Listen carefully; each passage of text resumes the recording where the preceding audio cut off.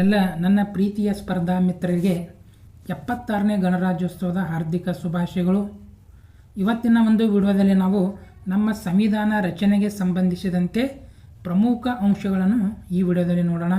ಇವೆಲ್ಲ ನಮ್ಮ ಎಕ್ಸಾಮ್ದಲ್ಲಿ ಆಲ್ರೆಡಿ ಇವುಗಳ ಮೇಲೆ ಪ್ರಶ್ನೆಗಳನ್ನು ಕೇಳಿದ್ದಾನೆ. ಹಾಗಾಗಿ ಇವುಗಳ ಕುರಿತು ಪ್ರಮುಖ ಇಂಪಾರ್ಟೆಂಟ್ ಅಂಶಗಳನ್ನು ಈ ವಿಡಿಯೋದಲ್ಲಿ ನೋಡೋಣ ಸ್ನೇಹಿತರೆ.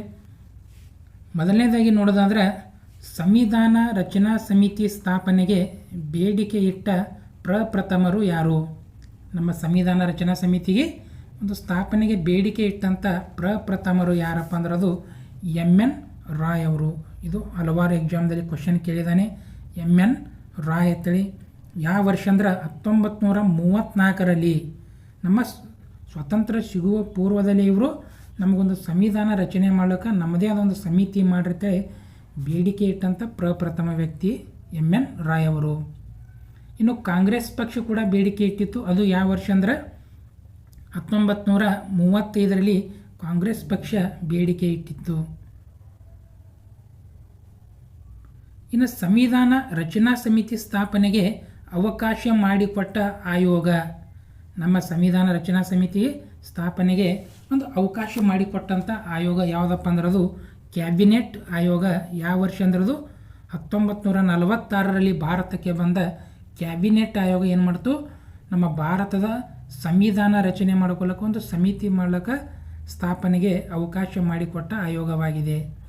ಇದಕ್ಕೆ ಹಿಂದೆ ಬಂದಂಥ ಕ್ರಿಪ್ಸ್ ಆಯೋಗ ಆಗಿರ್ಬೋದು, ಆಗಸ್ಟ್ ಕೊಡುಗೆ, ಅವು ನಮ್ಮ ಸಂವಿಧಾನ ರಚನಾ ಸಮಿತಿ ಸ್ಥಾಪನೆಗೆ ಅವಕಾಶ ಕೊಟ್ಟಿದ್ದಿಲ್ಲ. ಬಟ್ ಅವಕಾಶ ಮಾಡಿಕೊಟ್ಟಂಥ ಆಯೋಗ ಕ್ಯಾಬಿನೆಟ್ ಆಯೋಗ 1946.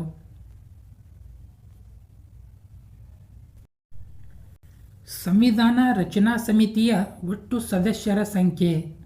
ನಮ್ಮ ಸಂವಿಧಾನ ರಚನಾ ಸಮಿತಿಯ ಒಟ್ಟು ಸದಸ್ಯರ ಸಂಖ್ಯೆ ಅಂದರೆ ನಮ್ಮ ಸಂವಿಧಾನವನ್ನು ಬರೀಬೇಕಂದ್ರೆ ಎಷ್ಟು ಸದಸ್ಯರನ್ನು ಒಳಗೊಂಡಿತ್ತು ಆ ಕಮಿಟಿ ಅಂದರೆ ಆನ್ಸರ್ ಬಂದ್ಬಿಟ್ಟು ಎಷ್ಟಪ್ಪ ಅಂದ್ರದು 389 ಸದಸ್ಯರು. ಎಷ್ಟು? 389 ಸದಸ್ಯರನ್ನು ಒಳಗೊಂಡಿತ್ತು.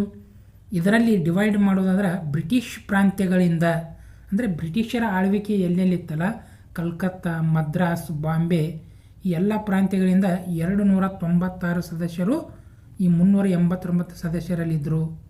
ಇನ್ನು ದೇಶೀಯ ಪ್ರಾಂತ್ಯಗಳಿಂದ ಅಂದರೆ ಮೈಸೂರು ಸಂಸ್ಥಾನ, ಹೈದರಾಬಾದ್ ನಿಜಾಮ್ ಆಗಿರ್ಬೋದು, ಈ ಸಂಸ್ಥಾನದಿಂದ ನೇರವಾಗಿ 93 ಜನ ಸದಸ್ಯರನ್ನು ಕಳಿಸಿದರು. ಟೋಟಲಾಗಿ 389 ಸದಸ್ಯರನ್ನು ಒಳಗೊಂಡಿತ್ತು ನಮ್ಮ ಸಂವಿಧಾನ ರಚನಾ ಸಮಿತಿಯ ಸದಸ್ಯರು. ಬಟ್ ಸ್ವತಂತ್ರ ಸಿಕ್ಕ ಬಳಿಕ ಈ ಸದಸ್ಯರ ಸಂಖ್ಯೆ ಕಡಿಮೆ ಆಗ್ಯದ. ಎಷ್ಟಿತ್ತಪ್ಪ ಸ್ವತಂತ್ರ ಬಂದ ನಂತರ ಇದ್ದ ಸದಸ್ಯರ ಸಂಖ್ಯೆ 299 ಸದಸ್ಯರು ಮಾತ್ರ ಉಳಿದುಕೊಂಡಿದ್ದರು.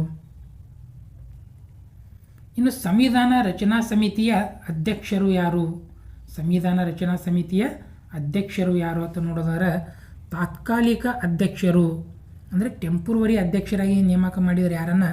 ಡಾಕ್ಟರ್ ಸಚ್ಚಿದಾನಂದ ಸಿನ್ಹಾ. ಇದು ಕೂಡ ಹಲವಾರು ಎಕ್ಸಾಮ್ದಲ್ಲಿ ಕ್ವಶನ್ ಕೇಳಿದ್ದಾರೆ. ತಾತ್ಕಾಲಿಕ ಅಧ್ಯಕ್ಷರು ಯಾರಂತೇಳಿ. ಇನ್ನು ಖಾಯಂ ಅಧ್ಯಕ್ಷರಾಗಿ ಡಾಕ್ಟರ್ ಬಾಬು ರಾಜೇಂದ್ರ ಪ್ರಸಾದ್ ಅವರು. ಅಂದರೆ 389 ಸದಸ್ಯರಲ್ಲಿ ಒಬ್ಬರನ್ನು ಅಧ್ಯಕ್ಷರು ಮಾಡಿದ್ರು. ಯಾರಪ್ಪ ಅವರು? ಡಾಕ್ಟರ್ ಬಾಬು ರಾಜೇಂದ್ರ ಪ್ರಸಾದ್ ಅವರು ಖಾಯಂ ಅಧ್ಯಕ್ಷರಾಗಿದ್ದರು. ಇನ್ನು ಉಪಾಧ್ಯಕ್ಷರಾಗಿ ಎಚ್.ಸಿ. ಮುಖರ್ಜಿ ಅವರು ನೇಮಕಗೊಂಡಿದ್ದರು. ಇನ್ನು ಸಂವಿಧಾನ ರಚಿಸಲು ತೆಗೆದುಕೊಂಡ ಅವಧಿ ಎಷ್ಟು? ಸಂವಿಧಾನ ರಚಿಸಲು ತೆಗೆದುಕೊಂಡ ಅವಧಿ ಎಷ್ಟಪ್ಪ? ಸಮಯ ಎಷ್ಟು ವರ್ಷ ಹೋಯ್ತಪ್ಪ ಅಂದ್ರೆ ಅದು 2 ವರ್ಷ 11 ತಿಂಗಳು 18 ದಿನ ಒಂದು ಟೈಮನ್ನು ತೆಗೆದುಕೊಳ್ಳಲಾಗಿತ್ತು ನಮ್ಮ ಸಂವಿಧಾನವನ್ನು ರಚನೆ ಮಾಡಬೇಕಂದ್ರೆ. ಹಾಗಾದರೆ ಎಷ್ಟು ವೆಚ್ಚ ಆಗಿದೆ ಅಂದರೆ ಈ ತಗುಲಿದಂಥ ಒಂದು ಖರ್ಚು ಎಷ್ಟಪ್ಪ ಅಂದ್ರೆ 64 ಲಕ್ಷ ರೂಪಾಯಿ. ಅಥವಾ ಮಿಲಿಯನ್ನಲ್ಲಿ ಏನಾದರೂ ಕೇಳಿದ್ರೆ 6.4 ಮಿಲಿಯನ್ ಅಂತೇಳಿ ನಾವು ಆನ್ಸರನ್ನು ಕೊಡಬೇಕಾಗುತ್ತೆ. ಮೂಲ ಸಂವಿಧಾನದ ಪ್ರತಿಗಳ ಕೈ ಬರಹವನ್ನು ಬರೆದವರು ಯಾರು?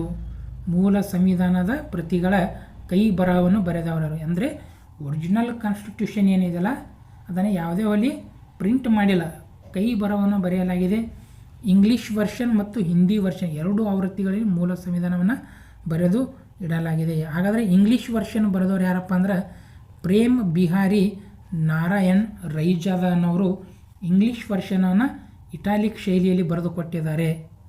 ಇನ್ನು ಹಿಂದಿ ಆವೃತ್ತಿಯನ್ನು ಬರೆದವರು ವಸಂತ್ ಕೃಷ್ಣನ್ ವೈದ್ಯ ಅನ್ನೋರು ಹಿಂದಿ ಆವೃತ್ತಿಯ ಒಂದು ನಮ್ಮ ಸಂವಿಧಾನದ ಮೂಲ ಪ್ರತಿಯನ್ನು ಬರೆದಿದ್ದಾರೆ. ಬಟ್ ಈಗಲೂ ಕೂಡ ಮೂಲ ಪ್ರತಿಗಳನ್ನು ಒರಿಜಿನಲ್ ಕಾನ್ಸ್ಟಿಟ್ಯೂಷನ್ ನೋಡ್ಬೋದು. ಬಟ್ ಅವುಗಳನ್ನು ಯಾವ ಅನಿಲದಿಂದ ರಕ್ಷಿಸಿಡಲಾಗಿದೆ ಅಂದರೆ ಹೀಲಿಯಂ, ಒಂದು ಗಾಜಿನ ಬಾಕ್ಸ್ನಲ್ಲಿ ಹೀಲಿಯಂ ಅನಿಲದಲ್ಲಿ ಈ ಒಂದು ಒರಿಜಿನಲ್ ಕಾನ್ಸ್ಟಿಟ್ಯೂಷನ್ನ ರಕ್ಷಣೆ ಮಾಡಿ ಇಡಲಾಗಿದೆ. ಸಂವಿಧಾನ ರಚನಾ ಸಮಿತಿಯಲ್ಲಿದ್ದ ಒಟ್ಟು ಮಹಿಳೆಯರ ಸಂಖ್ಯೆ ಅಂದರೆ 389 ಸದಸ್ಯರಿದ್ರಲ್ಲ, ಬಟ್ ಅದರಲ್ಲಿ ಎಷ್ಟು ಜನ ಮಹಿಳೆಯರು ಕೂಡ ಭಾಗವಹಿಸಲಿಕ್ಕೆ ಅವಕಾಶ ಕೊಟ್ಟಿರಂದ್ರೆ ಜಸ್ಟ್ 15 ಜನ ಮಹಿಳೆಯರಿದ್ದರು. ಎಷ್ಟು? 15 ಜನ ಅಂದಿನ ಕಾಲದಲ್ಲಿ ಮಹಿಳೆಯರು ಭಾಗವಹಿಸಿದರು. ಬಟ್ ಅದರಲ್ಲಿ ಏಕೈಕ ಮುಸ್ಲಿಂ ಮಹಿಳೆ, ಇದು ಕೂಡ ಪ್ರಶ್ನೆ ಕೇಳಿದ್ದಾನೆ. ಯಾರಪ್ಪ ಅಂದ್ರೆ ಬೇಗಂ ಕುದ್ಸಿಯಾ ರಸೂಲ್ ಅನ್ನೋರು. ಬೇಗಂ ಕುದ್ಸಿಯಾ ರಸೂಲ್ ಅನ್ನೋ ಒಬ್ಬರು ಏಕೈಕ ಮಹಿಳೆ ಈ 15 ಜನರಲ್ಲಿದ್ದರು. ಇನ್ನು ಏಕೈಕ ದಲಿತ ಮಹಿಳೆ ಕೂಡ ಇದ್ದರು, ದಾಕ್ಷಾಯಿಣಿ ವೇಲಾಯುಧನ್ ಅಂತೇಳಿ. ಇವ್ರ ಜೊತೆಗೆ ಆಮೇಲೆ ಸರೋಜಿನಿ ನಾಯ್ಡು ಆಗಿರ್ಬೋದು, ರಾಜ್ಕುಮಾರಿ ಅಮೃತ ಕೌರ್ ಆಗಿರ್ಬೋದು, ವಿಜಯಲಕ್ಷ್ಮಿ ಪಂಡಿತ್ ಆಗಿರ್ಬೋದು, ಇನ್ನೂ ಹಲವಾರು ಜನ ಇದ್ದರು. ಬಟ್ ಇವ್ರ ಮೇಲೆ ಕ್ವಶನ್ ಭಾಳ ಸಲ ಕೇಳಿದ್ದಾನೆ. ಇನ್ನು ಸಂವಿಧಾನ ರಚನಾ ಸಮಿತಿಯು ಸೇರಿದ ಒಟ್ಟು ಅಧಿವೇಶನಗಳು. ಸಂವಿಧಾನ ರಚನಾ ಸಮಿತಿಯು ಸೇರಿದ ಒಟ್ಟು ಅಧಿವೇಶನ ಎಷ್ಟು ಬಾರಿ ಅಧಿವೇಶನ ಸೇರಿರಪ್ಪ ಅಂದ್ರೆ ಒಟ್ಟು 11 ಬಾರಿ ಅಧಿವೇಶನವನ್ನು ಸೇರಿದ್ದಾರೆ. ಹಾಗಾದ್ರೆ ಮೊದಲನೇ ಅಧಿವೇಶನ ಸೇರೋದು ಯಾವಾಗಪ್ಪ ಅಂದ್ರೆ ಡಿಸೆಂಬರ್ 9, 1946ರಂದು. ಡಿಸೆಂಬರ್ 9, 1946 ಮೊದಲನೇ ಅಧಿವೇಶನ ಅಂದರೆ ಕೊನೆಯ ಅಧಿವೇಶನ ಅಂದರೆ 11ನೇ ಅಧಿವೇಶನ ನವೆಂಬರ್ 26, 1949ರಂದು ಕೊನೆಯ ಅಧಿವೇಶನ ಸೇರಿದ್ದರು. ಸಂವಿಧಾನ ಅಂಗೀಕಾರವಾದದ್ದು ಯಾವಾಗ? ಸಂವಿಧಾನ ಅಂಗೀಕಾರವಾದದ್ದು ಯಾವಾಗಪ್ಪ ಅಂದ್ರೆ ನವೆಂಬರ್ 26, 1949ರಂದು ಈ ದೇಶದ ಸಂವಿಧಾನ 2 ವರ್ಷ 11 ತಿಂಗಳು 18 ನಂತರ ಅಂಗೀಕಾರ ರಚನೆ ಆಯಿತು. ಅಂಗೀಕಾರ ಮಾಡಿದಂಥ ಒಂದು ದಿನ ಅಂತೇಳಿ ಕರಿತೀವಿ. ಹಾಗಾಗಿ ನವೆಂಬರ್ 26 ನಾವು ಏನಂತ ಆಚರಣೆ ಮಾಡ್ತೇವೆ ಅಂದರೆ ಸಂವಿಧಾನ ದಿವಸ ಅಂತೇಳಿ. ಸಂವಿಧಾನ ದಿವಸ ಅಂತೇಳಿ ನಾವು ನವೆಂಬರ್ 26 ಆಚರಣೆ ಮಾಡ್ತೀವಿ. ಹಾಗಾದ್ರೆ ಜಾರಿಯಾದ ದಿನಾಂಕ, ನಮ್ಮ ಈ ಸಂವಿಧಾನ ಜಾರಿ ಮಾಡೋದು ಅಂದರೆ ಅಂಗೀಕಾರ ಮಾಡೋದು ನವೆಂಬರ್ 26ರಂದೇ ಜಾರಿ ಮಾಡಿಲ್ಲ. ಬಟ್ ಇನ್ನೊಂದು ದಿನ ಜಾರಿ ಮಾಡಿದರೆ ಅದು ಕೂಡ ಯಾವಾಗಪ್ಪ ಅಂದ್ರೆ ಜಾರಿಯಾದ ದಿನಾಂಕ ಜನವರಿ 26, 1950 ನಾವು ಜಾರಿಯಾದ ದಿನಾಂಕ ಅಂತ ಹೇಳ್ತೀವಿ. ಈ ದಿನವನ್ನು ನಾವು ಗಣರಾಜ್ಯೋತ್ಸವ ಅಂತೇಳಿ ಆಚರಣೆ ಮಾಡ್ತೀವಿ. ಇನ್ನು ಕರಡು ಸಮಿತಿಯ ಅಧ್ಯಕ್ಷರು ಯಾರಾಗಿದ್ದರು? ಕರಡು ಸಮಿತಿಯ ಅಧ್ಯಕ್ಷರು ಯಾರಾಗಿದ್ದಾರಪ್ಪ ಅಂದ್ರೆ ಅದು ಡಾಕ್ಟರ್ BR ಅಂಬೇಡ್ಕರ್ ಅವರು ಕರಡು ಸಮಿತಿಯ ಅಧ್ಯಕ್ಷರಾಗಿದ್ದರು. ಇದು ಅಧ್ಯಕ್ಷರನ್ನು ಒಳಗೊಂಡಂತೆ 7 ಸದಸ್ಯರನ್ನು ಒಳಗೊಂಡಿತ್ತು. ಯಾವುದು? ಕರಡು ಸಮಿತಿ. ಹಲವಾರು ಸಮಿತಿಗಳಿದ್ದು ಅದರಲ್ಲಿ ಇಂಪಾರ್ಟೆಂಟ್ ಸಮಿತಿ ಕರಡು ಸಮಿತಿ ಅಂತ ಹೇಳ್ತೀವಿ. ಅದರಲ್ಲಿ 7 ಸದಸ್ಯರು ಅಧ್ಯಕ್ಷರು ಹಿಡ್ಕೊಂಡು, ಅಧ್ಯಕ್ಷರು ಯಾರು? ಡಾಕ್ಟರ್ BR ಅಂಬೇಡ್ಕರ್ ಅವರು. ಅಂಬೇಡ್ಕರ್ ಅವರನ್ನು ಸಂವಿಧಾನದ ಶಿಲ್ಪಿ ಎಂದು ಕರೆದವರು. ಅಂಬೇಡ್ಕರ್ ಅವರನ್ನು ಸಂವಿಧಾನದ ಶಿಲ್ಪಿ ಅಂತ ಕರೆದವರು ಯಾರಪ್ಪ ಅಂದ್ರೆ MV ಪೈಲಿ ಅವರು. ಈ ಸಂವಿಧಾನ ರಚನೆಯಲ್ಲಿ ಮಹತ್ವದ ಪಾತ್ರ ವಹಿಸಿದವರು ಯಾರು? ಅಂಬೇಡ್ಕರ್ ಅವರು. ಇವರನ್ನು ಸಂವಿಧಾನದ ಪಿತಾಮಹ ಅಂತ ಕರೀತಾರೆ, ಆಧುನಿಕ ಮನು ಅಂತ ಕೂಡ ಎಂದು ಕರೀತಾರೆ. ಬಟ್ ಸಂವಿಧಾನ ಶಿಲ್ಪಿ ಎಂದವರು MV ಪೈಲಿ ಅವರು. ಮೂಲ ಸಂವಿಧಾನವು ಎಷ್ಟು ಪದಗಳನ್ನು ಒಳಗೊಂಡಿತ್ತು? ಮೂಲ ಸಂವಿಧಾನವು ಎಷ್ಟು ಪದಗಳನ್ನು ಒಳಗೊಂಡಿತ್ತು? ಎಷ್ಟಪ್ಪ ಅಂದ್ರೆ ಅದು 1,17,369 ಇಂಗ್ಲೀಷ್ ವರ್ಷನ್ ಏನಿದೆಯಲ್ಲ ಇಷ್ಟು ಪದಗಳನ್ನು ಒಳಗೊಂಡಿತ್ತು. ಇದು ಬೃಹತ್ ಗಾತ್ರದ ಜಗತ್ತಿನ ಅತಿ ದೊಡ್ಡ ಸಂವಿಧಾನ ಹೊಂದಿರುವ ದೇಶವಾಗಿದೆ. ಯಾವುದು? ಭಾರತ. ಅಂದರೆ ಜಗತ್ತಿನ ಎಷ್ಟು ದೇಶಗಳ ಸಂವಿಧಾನ ಪರಿಗಣನೆಗೆ ತೆಗೆದುಕೊಂಡ್ರೆ ನಮ್ಮ ದೇಶದ ಸಂವಿಧಾನ ಜಗತ್ತಿನಲ್ಲೇ ದೊಡ್ಡದತ್ತೆ ಹೇಳ್ತೀವಿ. ಬಟ್ ನಮಕಿ ದೊಡ್ಡದೊಂದು ಸಂವಿಧಾನ ಇದೆ ಅಮೇರಿಕಾದಲ್ಲಿ. ಯಾವುದು? ಆಲ್ಬಮ್ ಸಂವಿಧಾನ. ಅದು ಒಂದು ರಾಜ್ಯದ ಸಂವಿಧಾನವಾಗಿದೆ. ಬಟ್ ಇಲ್ಲಿರುವುದು ಜಗತ್ತಿನ ಅತಿ ದೊಡ್ಡ ರಾಷ್ಟ್ರದ ಸಂವಿಧಾನ, ದೇಶದ ಸಂವಿಧಾನ ಅಂತ ಬರ್ತಂದ್ರದು ಭಾರತದ ನಾವು ಹೇಳಬೇಕು. ಇನ್ನು ಸಂವಿಧಾನದ ಪ್ರತಿ ಪುಟದಲ್ಲಿ ಇತಿಹಾಸ ಪುರಾಣ ಚಿತ್ರಗಳನ್ನು ಬರೆದವರು ಯಾರು? ಸ್ನೇಹಿತರೆ, ಪ್ರತಿಯೊಂದು ಪೇಜದಲ್ಲಿ ನಮ್ಮ ರಾಮಾಯಣ ಆಗಿರ್ಬೋದು, ಮಹಾಭಾರತದಾಗಿರ್ಬೋದು, ಕೆಲವೊಂದು ಐತಿಹಾಸಿಕ ರಾಜ್ಯರಾಗಿರ್ಬೋದು ಚಿತ್ರಗಳನ್ನು, ಸುಂದರವಾದ ಚಿತ್ರಗಳನ್ನು ತೆಗೆದಿದ್ದಾರೆ. ಯಾರಪ್ಪ ಅಂದ್ರೆ ಅದು ರಾಮ್ ಮನೋಹರ್ ಸಿನ್ಹಾ ಅಂತೇಳಿ, ನಂದಲಾಲ್ ಬೋಸ್ ಅನ್ನೋರು. ಇವರು ಶಾಂತಿನಿಕೇತನ ಏನಿದೆ ಅಲ್ಲಿಯ ವಿದ್ಯಾರ್ಥಿಗಳು. ಈ ಒಂದು ಚಿತ್ರಗಳನ್ನು ಬರೆದಿದ್ದಾರೆ.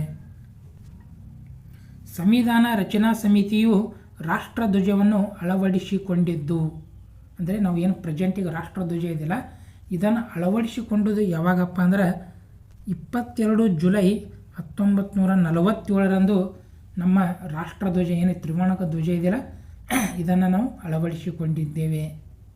ಇನ್ನು ರಾಷ್ಟ್ರಗೀತೆ ಯಾವುದು ಜನಗಣಮನ ಏನು ರವೀಂದ್ರನಾಥ್ ಟ್ಯಾಗೋರ್ ಅವರು ಬರೆದದ್ದು, ರಾಷ್ಟ್ರೀಯ ಹಾಡು ವಂದೇ ಮಾತರಂ ಬಂಕಿಮ್ ಚಂದ್ರ ಚಟರ್ಜಿ ಅವರು ಬರೆದದ್ದು. ಇವು ಎರಡನ್ನೂ ನಾವು ಅಳವಡಿಸಿಕೊಂಡದ್ದು ಯಾವಾಗ, ಒಂದೇ ದಿನಾಂಕ ಯಾವುದಪ್ಪ ಅಂದ್ರೆ 24 ಜನವರಿ 1950.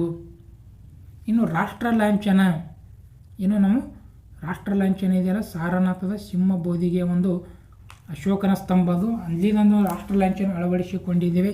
ಅದು ಯಾವಾಗಂದ್ರೆ 26 ಜನವರಿ 1950ರಂದು. ಮೂಲ ಸಂವಿಧಾನವು ಎಷ್ಟು ವಿಧಿಗಳನ್ನು ಒಳಗೊಂಡಿತ್ತು?